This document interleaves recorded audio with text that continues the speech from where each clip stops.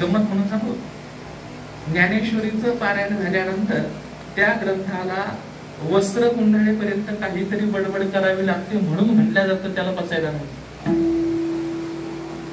लक्षात येते? एवढीच उंची आम्ही आता तरी पसायदानाची करून ठेवली.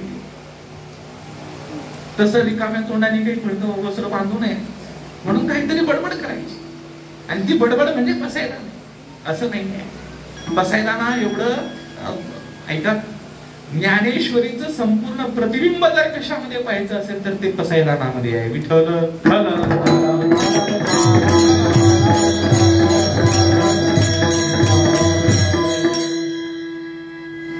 अगदी प्रारंभीचा विचार आहे, तोषोनी मद द्यावे पसायदान हे.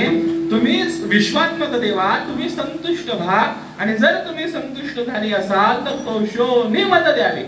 तुम्ही अगोदर संतुष्ट व्हा. बरोबर. ज्ञानोबा तुम्ही संतुष्टतेसाठी काय केलेलं आहे?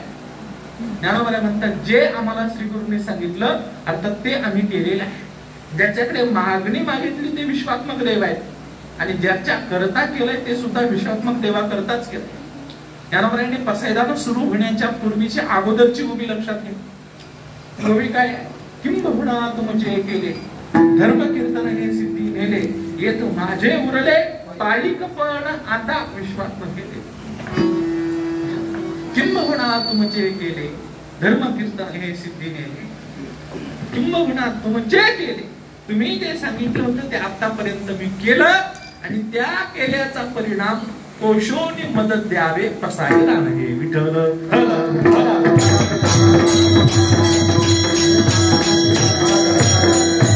काहीतरी सेवा करणं आणि सेवेच्या मोबदल्यात मागणं, हा जर ज्ञानोबा आपल्याला प्रकाश घालून दिला असेल तर गेल्या 6 दिवसापासून जी सेवा होती आहे त्या सेवेचा मोबदला आजच्या जागराच्या कीर्तनाने आपल्याला मागायचा आहे, आणि अर्थात तो प्रसादाच्या रूपाने उद्या प्राप्त होणार आहे. विठ्ठल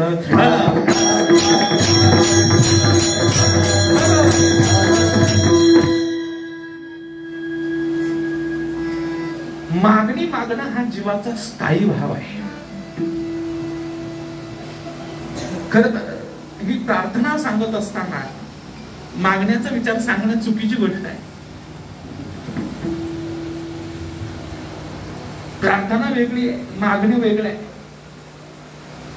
पण तुकोबरायांचं मागणं ही समाजाकरता आहे, आणि केलेली प्रार्थना ही समाजा दृष्टीच आहे.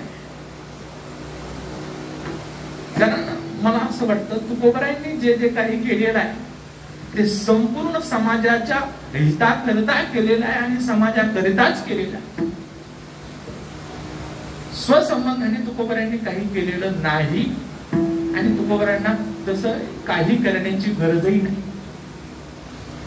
तुकोबरायांनी आपली अवस्था जगाला सांगत असताना फार गोड सांगितले,